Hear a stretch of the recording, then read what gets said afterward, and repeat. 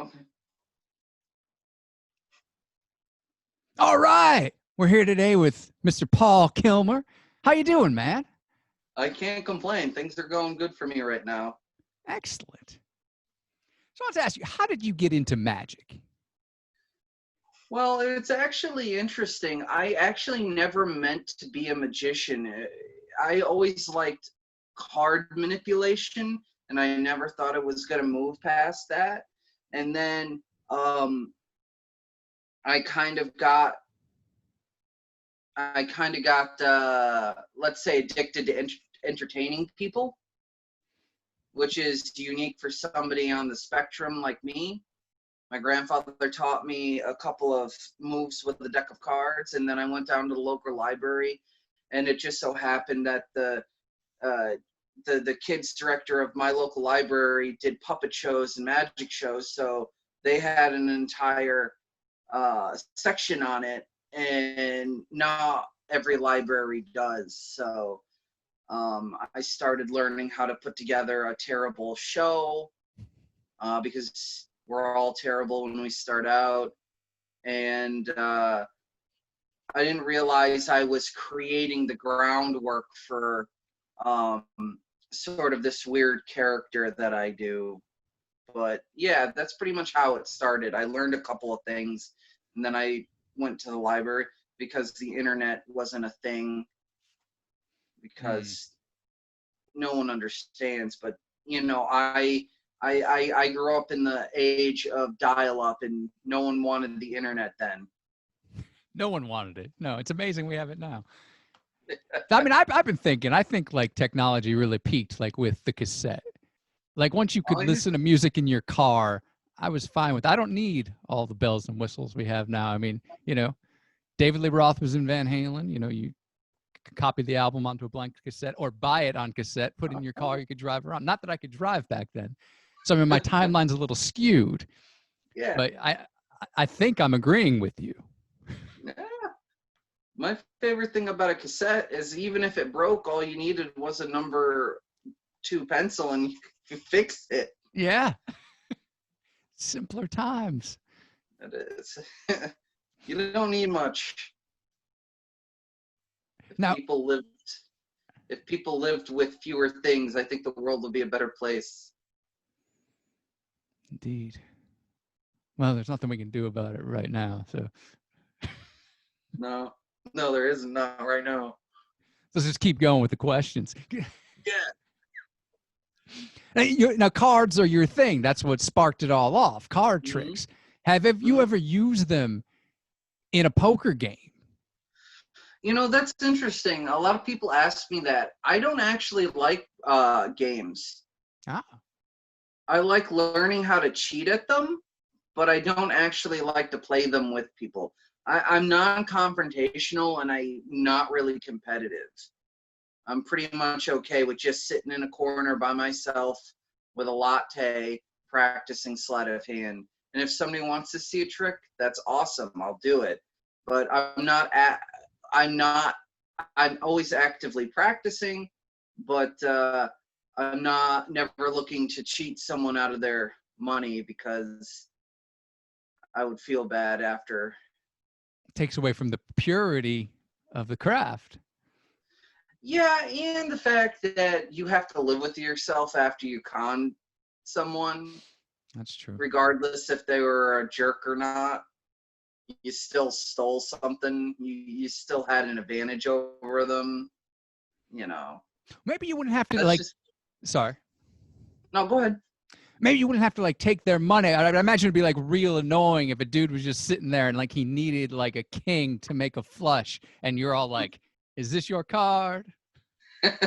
No, you wouldn't want to do that in a poker game because you'd probably get your hands broken. That's true. When you're cheating in an actual game, you want to look the worst you can. You want to lure them into a false sense of security. And then right at the last minute, probably towards the end of the game, fill the pot and then pull the rug out from under them. That's pretty much how you cheat. If you show everybody that you have skills in the beginning of the game, no one wants to play with you. So acting kind of drunk benefits you if you really are cheating. So you know how to do all this. You just choose not to for the greater good. Yeah, well, it's not even the greater good. It's just the fact that I've never ever wanted to scam anybody. And the fact that after a certain point in time, it seems cool, but really this is how people actually live their lives, and it usually always ends bad. So I'm perfectly happy with doing children's magic shows and awkward stand-up comedy. Are you familiar with the Dead Man's Hand? What aces and eights? What Wild Bill Hickok was holding when he got murdered? Yeah. So basically, there's no historical evidence to back that up. Oh. So basically, the problem with stories is that most of the time they have 1% historical accuracy, and the rest of it, the other 99.9%, is just kind of made up to build the persona of the person they're talking about. Yes, Wild Bill Hickok was a decent card cheat, but he also murdered a couple of people, and he was also a sheriff, and he also did get shot in the back of the head, which again didn't end well for him. Exactly, yeah. But there's a bar in London called Aces and Eights. yeah. And I was standing outside of it one night with my friend Keith Top of the Pops. It was around midnight, and somebody off the street just came up and offered to sell us 40 pounds of cheese. Like, has that ever happened to you while you've been doing card tricks? Like an audience member interrupts you to try and sell you like a huge, like a significant amount of cheese or any sort of dairy product? That's a fantastic question, because this doesn't often come up. I have a lot of experience in street performing. Usually they'll come up before or after my performance. But yeah, I've gotten cell phones, jewelry. If they know you have money, I've had homeless people come up and extort me for $5. They threaten to come back in the middle of my act and scare my crowd away. There is a definite market for, I guess, like street merchants, people who sell stuff on the street. But yeah, I mean, I think as performers, we always find ourselves in interesting positions, and that's why forums like this are so awesome, because you finally get the like that 40 pounds of cheese thing was like, that's a story you're going to be able to tell for the rest of your life. That's awesome. I know, yeah. Awkward in the moment, but pretty funny after the fact. Yeah, totally. I'm just surprised. I mean, that's a heavy amount of cheese that they just had with them, you know, somewhere, and walking around London trying to sell it. Well, I mean, I wasn't there, and I would have asked him to show me the cheese. I wish you were there, Paul. It would have been a good night. Yeah, I would have. I don't know. It's like, how much was he selling 40 pounds of cheese for? That's the thing. We probably should ask him. We probably could have got some sort of sweet deal, you know, if we played our cards right, pun intended. But you know, I mean, first of all, I'm vegan, so it didn't interest me. And you know, we just we thought the whole thing was so ridiculous. We just immediately reacted. You know, no, obviously we don't want 40 pounds of cheese while we're out at a bar having a good time at midnight. Yeah. No, you never know where the night takes you. So I mean, no, you don't. Who knows? Some of the, I can't remember how the quote goes, but yeah, this is awesome. Basically, the gist of the quote is that you never know what's going to happen, but always write it down. Write everything down, because you're going to forget. That's not how the quote goes, but that's what it means. You should have written the quote down, Paul. I should have. That's what happens. That's why I wanted to ask you about your comedy. Like, you have this way of like building up jokes and scenarios like in your set that they keep like circling back into each other, and that it makes it just funnier and funnier. How much do you write stuff down ahead of time, and how much is it you're just in the moment just building it up? It's from when you saw me, when I first started interacting with you, that was all improv. Oh, wow. Now everything is written down. I've taken those bits and polished them. Before it was 100% improv. Now it is 30% improv, 30% writing, and 30% building of material, my ideas. So, it's so funny because I've been performing since I was 13 or 14. I've been doing comedy for like 5 months because I don't count the COVID. So I've only been doing comedy for like 5 months. Wow. So what made you decide to give it a go? Well, it was a number of things. I found myself in the hospital under interesting circumstances. It's something that I always wanted to do. It was kind of something that I had the opportunity just arose through Dan Calwhite. Very funny man. I do autism advocacy, and he works for a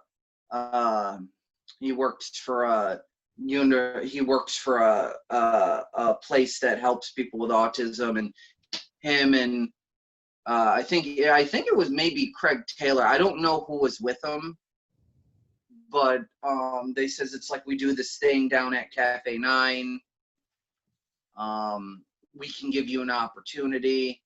And I was so excited that I invited all my friends. You see, and then I proceeded to crush, not realizing that the next time I would perform someplace, none of my friends would be there. And I didn't do bad. No, I was there, right? It was very funny. Yeah. I dug it. Yeah. And you don't ever really know what an audience is thinking unless you ask them. So I've never really I don't really like, it's like when a comedian says they bombed. I haven't experienced that because I never look at something as a bombing experience. To me, it's a learning experience. What am I going to do and go back? Because the internet and social media has completely changed comedy. Oh, I can't get booked at this club. All you got to do is go on Facebook and create your own thing. The landscape has completely changed. And open mics aren't for people.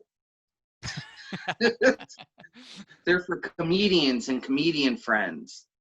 And I don't count those as people.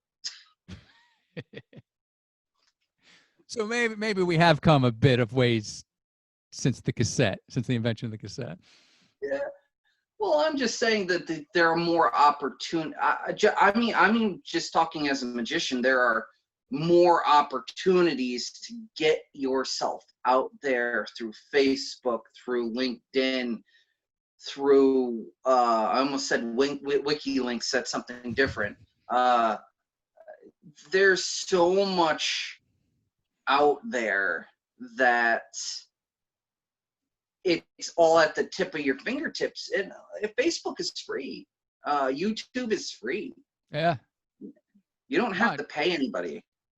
No, I totally know what you mean. There's a bunch of clubs who don't want what Southpaw is offering, and there's really no need to go to those. I can just put out my own stuff. Yeah. And then you create your own market, and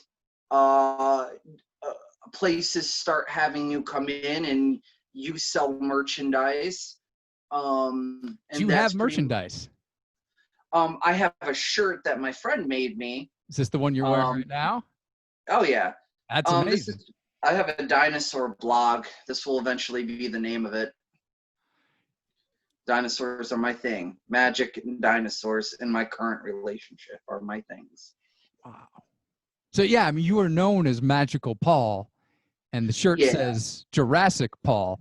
Are you going to turn yourself into a dinosaur? Well, that trick? Listen, in this age, I believe anybody can be what they want. I believe if you identify as the dinosaur, or you identify as a man or a woman, or there are so many different identities out there, I believe that you should just be who you want to be. Yeah. You'll be a lot happier. Yeah, you'll be a lot happier. And, you know, yeah, sometimes people would be like, well, it's more or less people just, people don't want things to change, and they'll do anything possible to try to keep you from fulfilling what you want to do to make them feel better. So as far as like being Jurassic Paul or being Anonymous Paul, the only reason I call myself different names is I don't want to, by no means is my comedy blue. No. It's not. It's more just like awkward stories. Sometimes they're adult themed, but I actually really don't swear in my comedy. And I have like funny stories, and but yeah, it's just one of those weird circumstances that I'm a family entertainer, and then I go to do open mic comedy, and I was so afraid of saying something in open mic comedy and then having a potential client in the audience be like, oh, I don't want him performing for my 3-year-old son. Yeah. And that's why I created the Anonymous Paul. That's why I go up as Paul Kilmer as opposed to the Magical Paul. And I think it might have been Eric Pumpkins. It might have been, it actually might have even been you. I can't remember because it was so long ago. But somebody says it's like, why do you have multiple characters? And I explained it, and they were like, yeah, that's smart. And this is why I try to tell people, it's like, people ask me all the time, it's like, are you political? Are you this, or what are your opinions? I would rather not share my opinions on Facebook, because I have moms and dads doing deep dives on my Facebook, and it's hard enough with all my comedian friends posting up memes from both the left and the right. And you never know who you're going to offend. So that's always an interesting conversation with parents, because I look at myself as like, I try to be friends with as many people as I can be, and everybody has a different opinion. And sometimes when it's 3:00 in the morning and you're on like the quintessential dirty meme site, and you just post it on your wall, and that shows up on my wall, and then I have to block it because I have like the administrator of a school who wants me to come in and do a magic show, and they're like, maybe I don't want this person. You know, but I don't know if it's too controversial, but what's your opinion of Van Halen?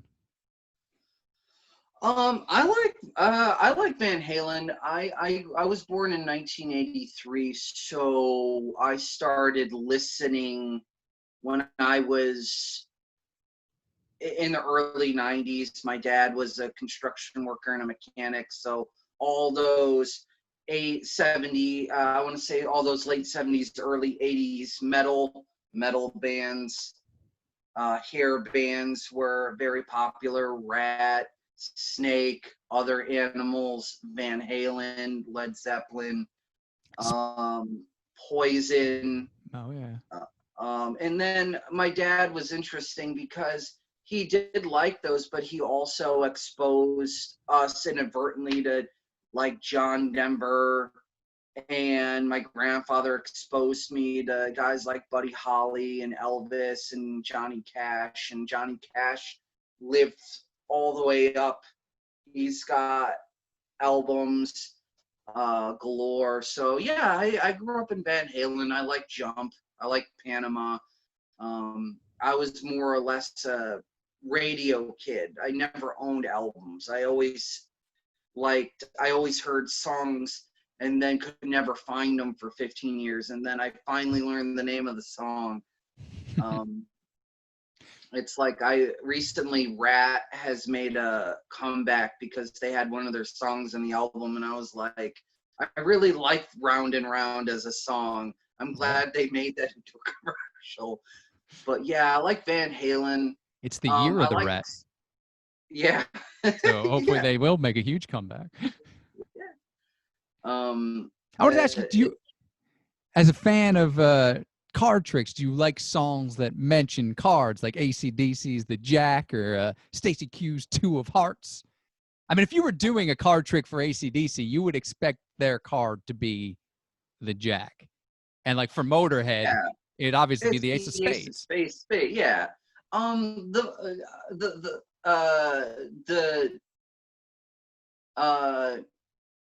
Because there are other songs like Magic Man and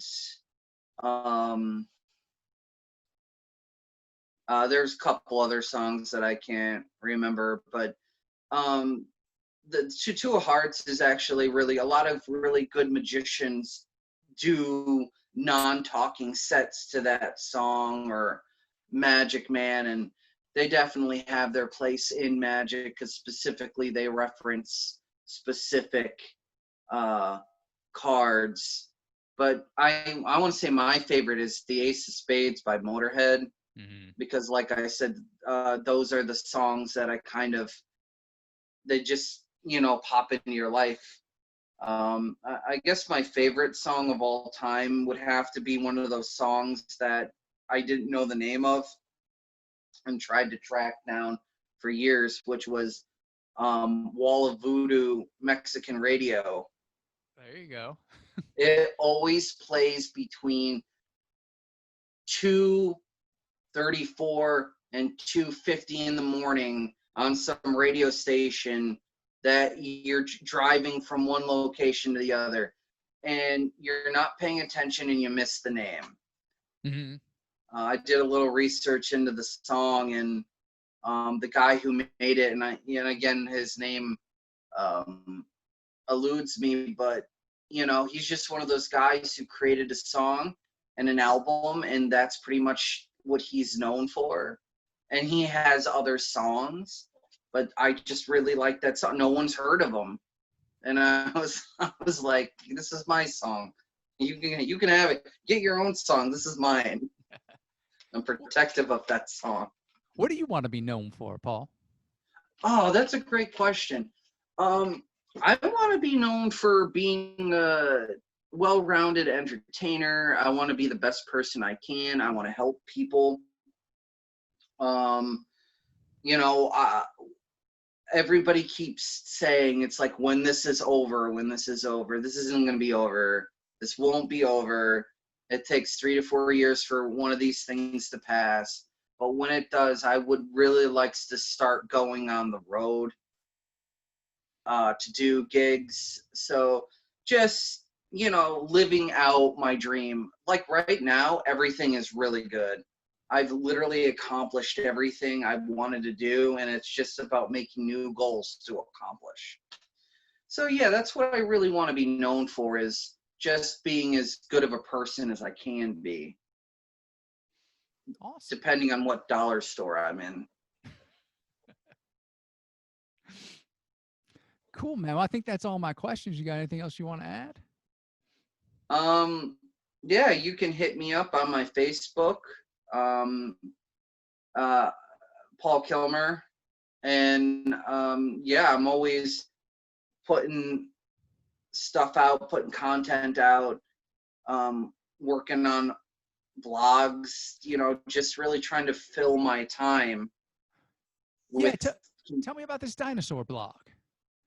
Well, right now it's in the very early phases, but basically what I do is I find a comedian friend, I have them pick a dinosaur, and I plug their comedy while teaching people about the dinosaur that they chose.